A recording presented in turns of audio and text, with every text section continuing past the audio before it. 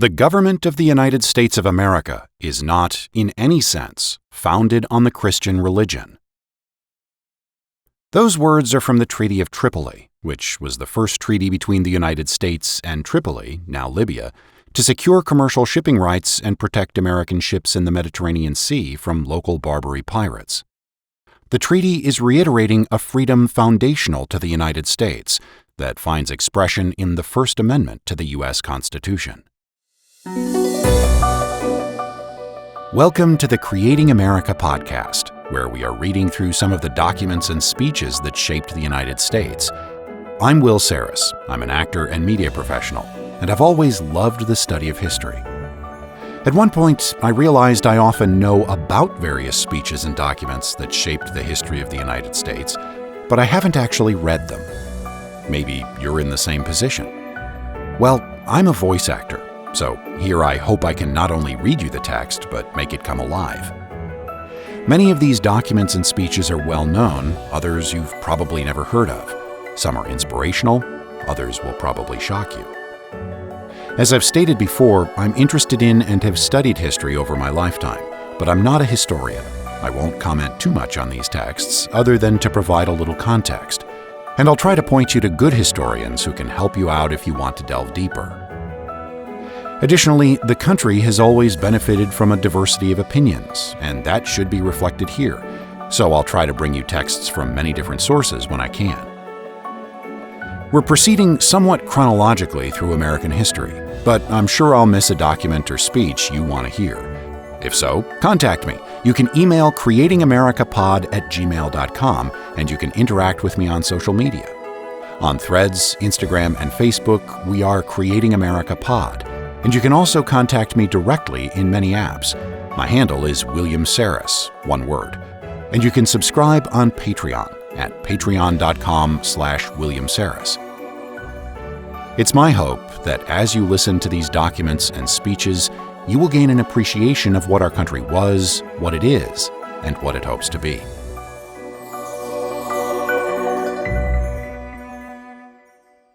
The First Amendment to the United States Constitution is fairly short, but very important. Many U.S. Supreme Court cases have been argued and settled on what its words mean. As a reminder, we read the Bill of Rights, the first 10 amendments to the U.S. Constitution, a few episodes ago. Here is the wording of the First Amendment again. Congress shall make no law respecting an establishment of religion, or prohibiting the free exercise thereof, or abridging the freedom of speech or of the press, or the right of the people peaceably to assemble, and to petition the government for a redress of grievances. 5 basic freedoms: freedom of worship, freedom of speech, freedom of the press, freedom of assembly, and the ability to petition the government if wronged. In this episode, we're going to look at the first freedom, that of worship. There are 2 clauses in the amendment, known as the Establishment Clause and the Free Exercise Clause. In general, the Establishment Clause means that we as a nation do not have an official state religion. Congress, who makes the laws, cannot establish a state religion that must be followed. The Free Exercise Clause states that a person cannot be compelled to worship in a specific way, or to worship at all if they choose not to.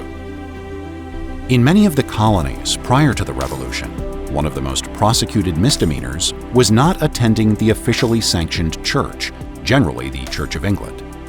If you were, say, a Baptist or a Methodist in Virginia, you could pay a tax and be exempted from this rule, but if you didn't attend the official church or pay the tax, you could be put in the stocks. This was felt by many to be an onerous thing. Why shouldn't a person be allowed to exercise their religion in the way they saw fit?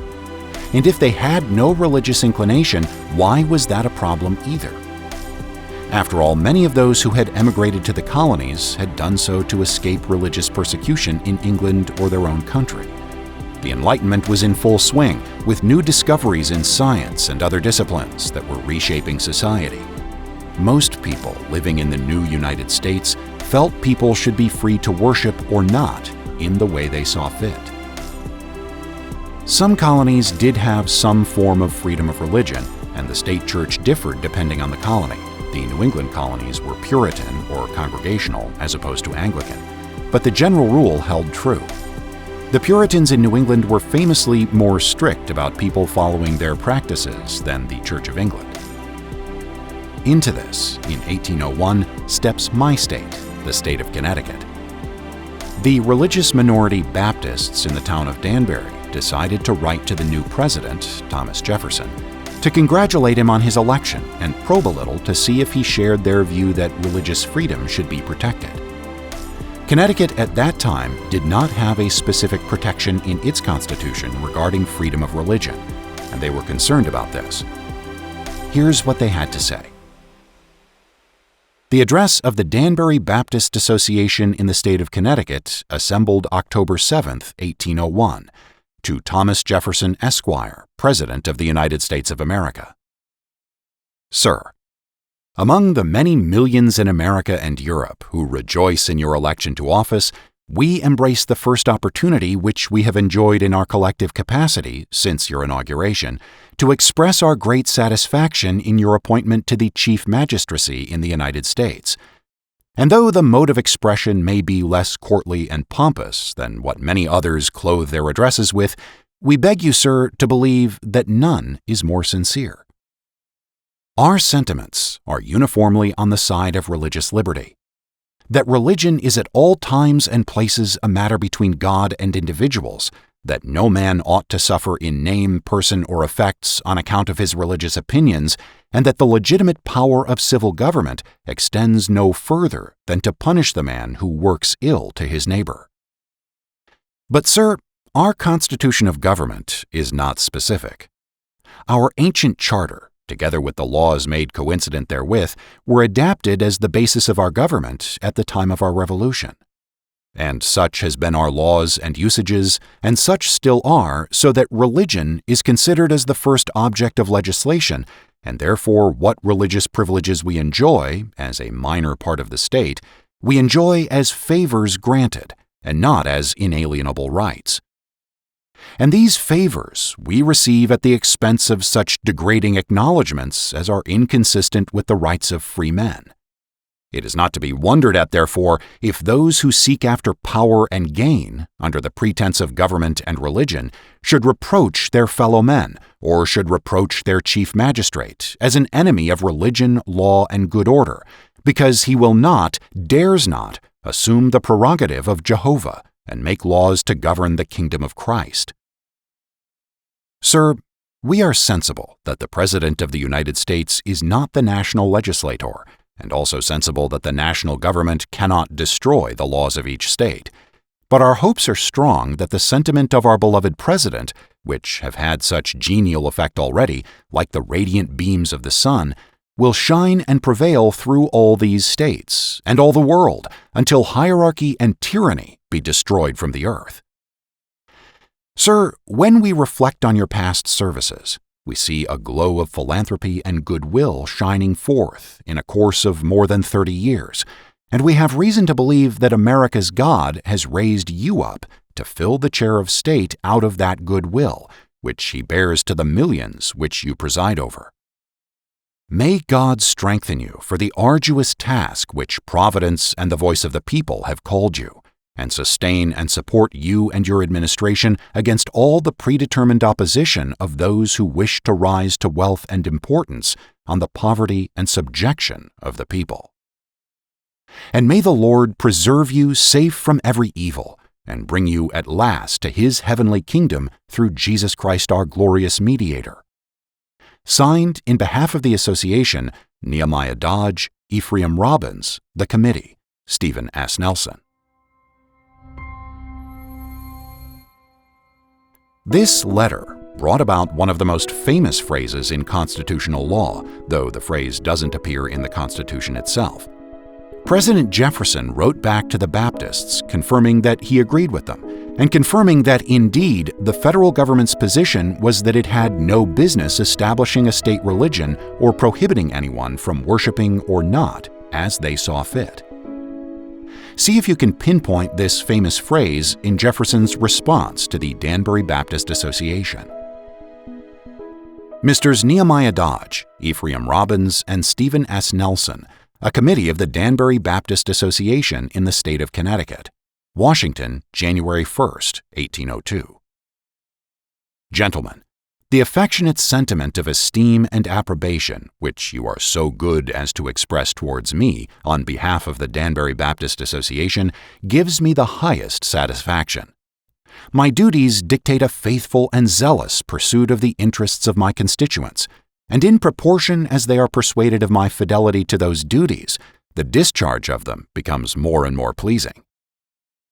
Believing with you that religion is a matter which lies solely between a man and his God, that he owes account to none other for his faith or his worship, that the legislative powers of government reach actions only and not opinions, I contemplate with sovereign reverence that act of the whole American people which declared that their legislature would make no law respecting an establishment of religion or prohibiting the free exercise thereof, thus building a wall of separation between church and state. Adhering to this expression of the supreme will of the nation in behalf of the rights of conscience, I shall see with sincere satisfaction the progress of those sentiments, which tend to restore to man all his natural rights, convinced he has no natural right in opposition to his social duties. I reciprocate your kind prayers for the protection and blessing of the common Father and Creator of man, and tender you for yourselves and your religious association assurances of my high respect and esteem. Thomas Jefferson, January 1, 1802. Did you hear it? Let's look at what Jefferson thought about religious freedom. Jefferson addressed his views and the history of religious life in Virginia in 1784 in his famous book Notes on the State of Virginia. Notes on the State of Virginia is Thomas Jefferson's only full-length book, written in response to a French diplomat's questions about Virginia and published in 1785. It serves as a comprehensive survey of the state's geography, natural history, laws, and society, while also revealing Jefferson's core beliefs on topics like slavery, religious freedom, education, and government, making it a key text for understanding his philosophy and the early American Republic.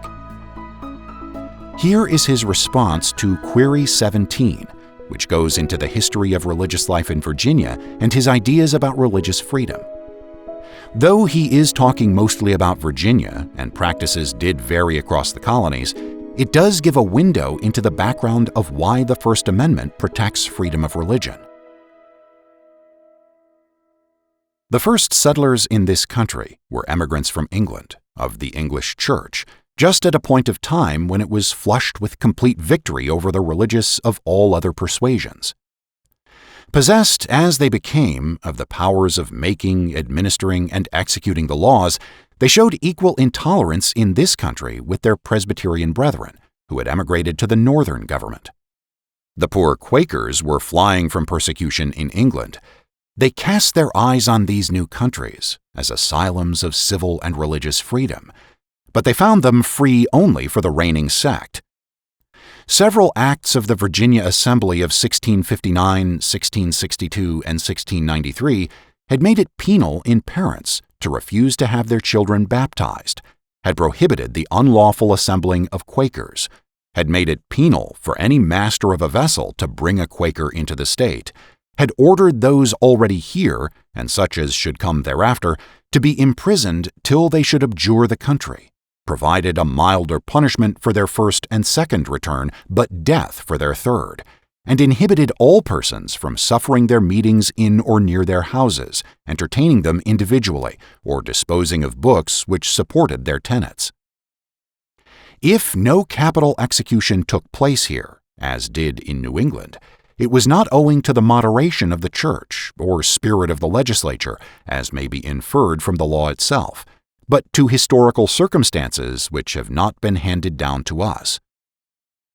The Anglicans retained full possession of the country about a century. Other opinions began then to creep in, and the great care of the government to support their own church, having begotten an equal degree of indolence in its clergy, 2/3 of the people had become dissenters at the commencement of the present revolution. The laws indeed were still oppressive on them, but the spirit of the one party had subsided into moderation, and of the other had risen to a degree of determination which commanded respect. The present state of our laws on the subject of religion is this. The Convention of May 1776, in their Declaration of Rights, declared it to be a truth and a natural right that the exercise of religion should be free. But when they proceeded to form on that declaration the ordinance of government, instead of taking up every principle declared in the Bill of Rights and guarding it by legislative sanction, they passed over that which asserted our religious rights, leaving them as they found them. The same convention, however, when they met as a member of the General Assembly in October 1776, repealed all acts of Parliament which had rendered criminal the maintaining any opinions in matters of religion, the forbearing to repair to church, and the exercising any mode of worship, and suspended the laws giving salaries to the clergy, which suspension was made perpetual in October 1779. Statutory oppressions in religion being thus wiped away, we remain at present under those only imposed by the common law or by our own acts of assembly. At the common law, heresy was a capital offense, punishable by burning. Its definition was left to the ecclesiastical judges, before whom the conviction was, till the statute of the 1st L circumscribed it, by declaring that nothing should be deemed heresy but what had been so determined by authority of the canonical scriptures, or by one of the first 4 general councils, or by some other council having for the grounds of their declaration the express and plain words of the scriptures. Heresy thus circumscribed, being an offense at the common law, our Act of Assembly of October 1777 gives cognizance of it to the General Court, by declaring that the jurisdiction of that court shall be general in all matters at the common law. The execution is by the writ de heretico comburendo. By our own Act of Assembly of 1705, if a person brought up in the Christian religion denies the being of a God, or the Trinity, or asserts there are more gods than one, or denies the Christian religion to be true, or the Scriptures to be of divine authority, he is punishable on the first offense by incapacity to hold any office or employment, ecclesiastical, civil, or military. On the second, by disability to sue, to take any gift or legacy, to be guardian, executor, or administrator, and by 3 years' imprisonment without bail. A father's right to the custody of his own children being founded in law on his right of guardianship, this being taken away, they may of course be severed from him and put, by the authority of a court, into more orthodox hands. This is a summary view of that religious slavery under which a people have been willing to remain who have lavished their lives and fortunes for the establishment of their civil freedom. The error seems not sufficiently eradicated that the operations of the mind, as well as the acts of the body, are subject to the coercion of the laws. But our rulers can have authority over such natural rights only as we have submitted to them. The rights of conscience we never submitted, we could not submit. We are answerable for them to our God. The legitimate powers of government extend to such acts only as are injurious to others. But it does me no injury for my neighbor to say there are 20 gods or no God. It neither picks my pocket nor breaks my leg. If it be said his testimony in a court of justice cannot be relied on, reject it then, and be the stigma on him. Constraint may make him worse by making him a hypocrite, but it will never make him a truer man. It may fix him obstinately in his errors, but will not cure them. Reason and free enquiry are the only effectual agents against error. Give a loose to them. They will support the true religion by bringing every false one to their tribunal, to the test of their investigation. They are the natural enemies of error and of error only. Had not the Roman government permitted free enquiry, Christianity could never have been introduced. Had not free enquiry been indulged at the area of the Reformation, the corruptions of Christianity could not have been purged away. If it be restrained now, the present corruptions will be protected and new ones encouraged. Was the government to prescribe to us our medicine and diet, our bodies would be in such keeping as our souls are now.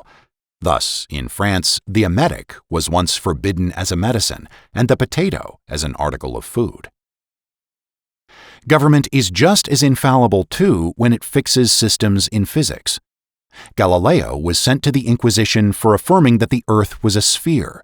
The government had declared it to be as flat as a trencher, and Galileo was obliged to abjure his error. This error, however, at length prevailed. The Earth became a globe, and Descartes declared it was whirled round its axis by a vortex. The government in which he lived was wise enough to see that this was no question of civil jurisdiction, or we should all have been involved by authority in vortices. In fact, the vortices have been exploded, and the Newtonian principle of gravitation is now more firmly established on the basis of reason than it would be were the government to step in and to make it an article of necessary faith. Reason and experiment have been indulged, and error has fled before them. It is error alone which needs the support of government.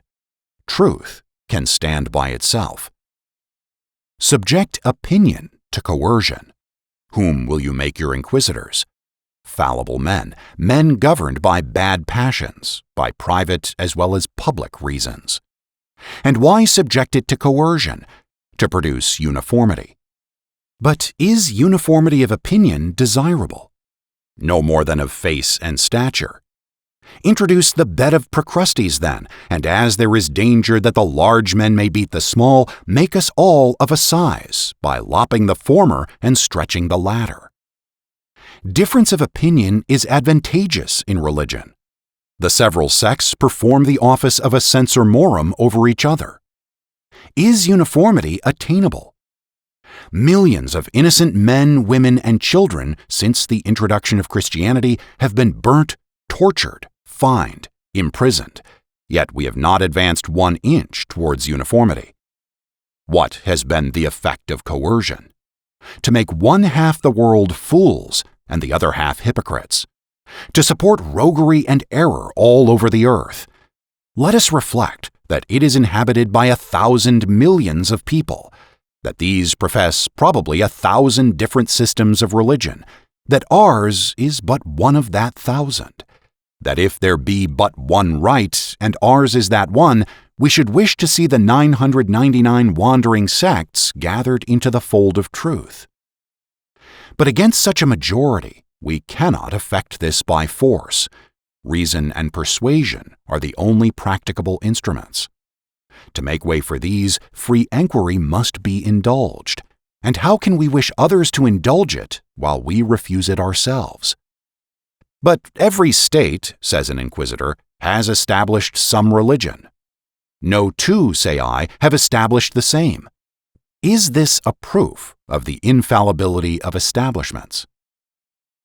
Our sister states of Pennsylvania and New York, however, have long subsisted without any establishment at all.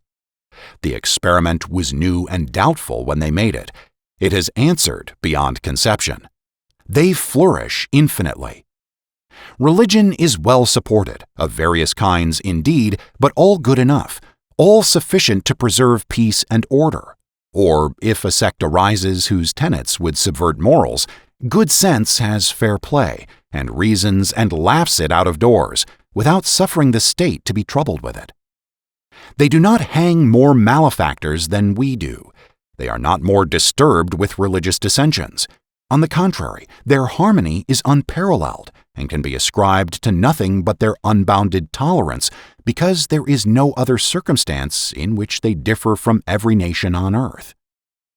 They have made the happy discovery that the way to silence religious disputes is to take no notice of them. Let us, too, give this experiment fair play, and get rid, while we may, of those tyrannical laws. It is true, we are as yet secured against them by the spirit of the times.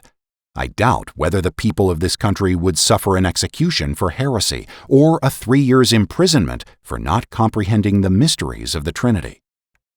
But is the spirit of the people an infallible, a permanent reliance? Is it government? Is this the kind of protection we receive in return for the rights we give up? Besides, the spirit of the times may alter, will alter. Our rulers will become corrupt, our people careless. A single zealot may commence persecutor, and better men be his victims. It can never be too often repeated that the time for fixing every essential right on a legal basis is while our rulers are honest and ourselves united. From the conclusion of this war, we shall be going downhill. It will not then be necessary to resort every moment to the people for support. They will be forgotten, therefore, and their rights disregarded. They will forget themselves, but in the sole faculty of making money, and will never think of uniting to effect a due respect for their rights. The shackles, therefore, which shall not be knocked off at the conclusion of this war, will remain on us long, will be made heavier and heavier, till our rights shall revive or expire in a convulsion. Jefferson's words in his letter to the Danbury Baptists that there should be a wall of separation between church and state have had a profound influence on the interpretation of the First Amendment by the government and the courts. In this country, we are free to practice whatever religion we want to, including not practicing any religion. The country does not have a national church or religion, and though there is nuance in allowing religious expression in public life and at public government events, we should be grateful that we are not forced or coerced into attending a state church and are able to freely exercise our beliefs however we see fit. Thanks for listening to this episode of Creating America, where we read the documents and speeches that shaped the United States as we know it today. I'm Will Sarris, your host and narrator. This show is written and produced by me. If you like this podcast, please subscribe and rate the show and share it with your friends. I've also started a Patreon, patreon.com/William Sarris, where you can support this project, which is something I do on my own time. Anything you can contribute is very appreciated. If you'd like to send in a comment or request that I read a speech or document you think I missed, the email is CreatingAmericaPod@gmail.com. You can find the show on social media by searching Creating America, and you can find me there too. If you want to know more about what I do professionally, visit my website, williamsarris.net. Till next time. Copyright 2026, William Sarris, all rights reserved.